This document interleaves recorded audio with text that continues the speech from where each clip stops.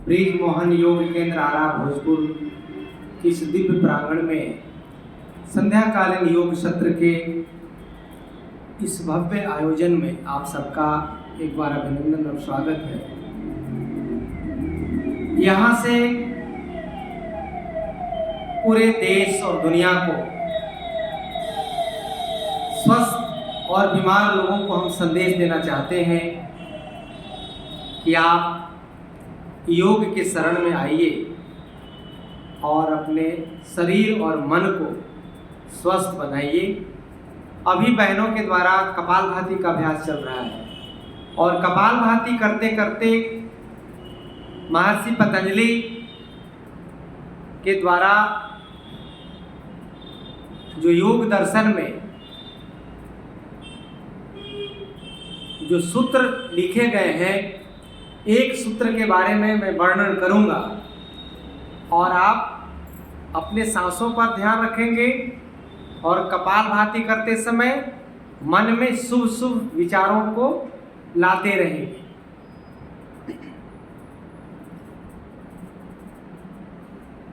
मैत्री करुणा मुदितोपेक्षाणाम सुख दुख पुण्या पुण्य विषयाणाम भावनातिस प्रसादनम। इसका अर्थ है,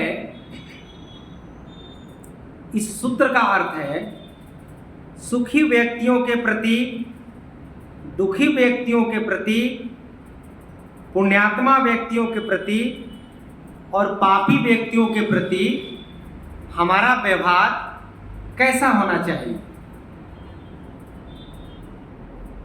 ये समझ में आ जाए तो हमारा जीवन बदल सकता है, हमारा परिवार बदल सकता है, हमारा समाज बदल सकता है। महर्षि पतंजलि ने इस पर विस्तार पूर्वक बताया है। सुखी व्यक्तियों के प्रति मैत्री भाव, जो व्यक्ति सुखी है उसके प्रति मैत्री भाव रखना चाहिए। कपालभाति करते रहिएगा। दुखी व्यक्तियों के प्रति करुणा भाव, पुण्यात्मा जो पुण्यशाली व्यक्ति हैं उनके प्रति प्रसन्नता का भाव रखना चाहिए और जो पापी व्यक्ति हैं, दुराचारी व्यक्ति हैं, व्यभिचारी व्यक्ति हैं, उनके प्रति उपेक्षा का भाव रखना चाहिए।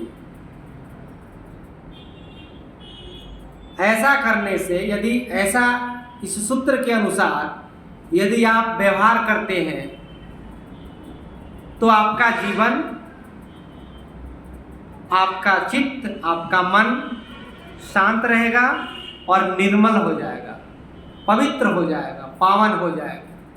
इसलिए आज से 4 चीज़ों को याद रखिए। व्यक्ति मैं एक ही हूँ, लेकिन मेरे सामने जैसे जैसे लोग आएंगे वैसे वैसे मेरा व्यवहार उसके प्रति बदलता जाएगा, तब जाकर के मैं सुखी रह सकता हूँ। इसका भाव क्या है? कपालभाति करते रहना है और सुनते रहना है। आदमी के अंतःकरण की तरफ थोड़ा सूक्ष्मता से देखने पर हम पाएंगे कि वह सुखी व्यक्तियों के प्रति ईर्ष्या का भाव, ये तो सूत्र में लिखा है कि ऐसा भाव रखना चाहिए, लेकिन हम लोग इसके उल्टा, इसके विपरीत हम भाव रखते हैं।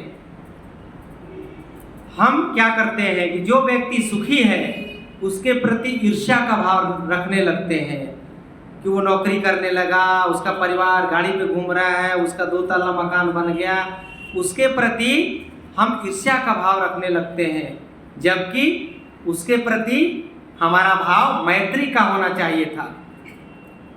दूसरा है कि हम दुखी व्यक्तियों के प्रति घृणा का भाव रखने लगते हैं। यदि कोई मित्र है, कोई परिवार है, भाई है या अगल बगल में कोई दुखी व्यक्ति है, वो हमसे कभी मदद मांगने का या सहयोग की उम्मीद रखता है तो हम उसे घृणा, यदि हम बड़े ओहदे पे चले जाते हैं और हमारा परिवार का कोई सदस्य यदि गरीब हो जाता है तो यहाँ तक हम करते हैं कि हम उसके रिश्ते को भी बदल देते हैं। बाप को बाप नहीं कहते हैं कि इससे हमारी बेइज्जती हो जाती है, उससे हम घृणा रखने लगते हैं, जबकि उसके साथ भाव क्या होना चाहिए? करुणा का। तीसरा है, लगातार कपालभाति करते रहेंगे।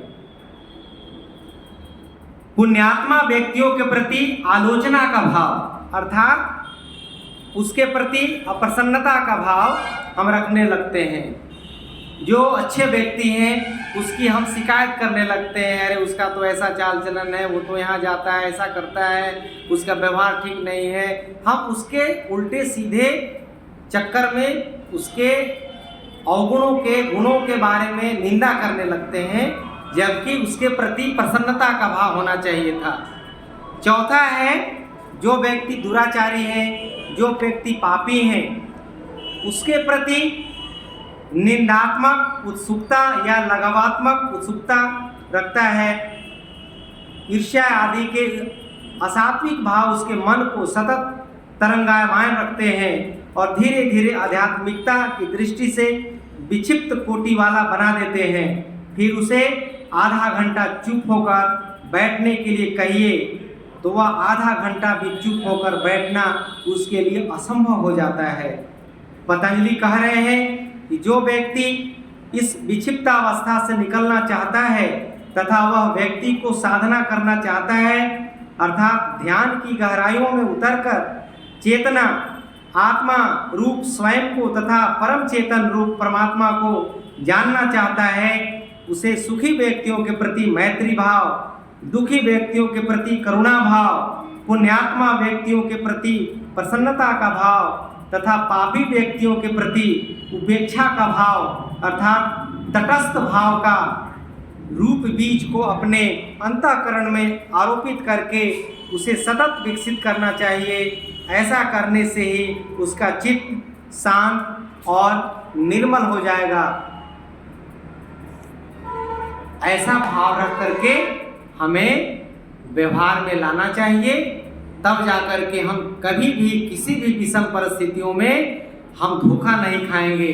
क्योंकि समाज में इन 4 प्रकार के लोग रहते हैं, हमारे इर्द गिर्द भी हो सकते हैं, हमारे परिवार में भी हो सकते हैं। इसलिए इन चारों चीज़ों पर, चारों तरह के व्यक्तियों के प्रति कैसा भाव हो, आज से उसी प्रकार का व्यवहार करने की आदत डालिए, तो आपका जीवन सुखी होगा, आपका जीवन शांत और सरल होगा।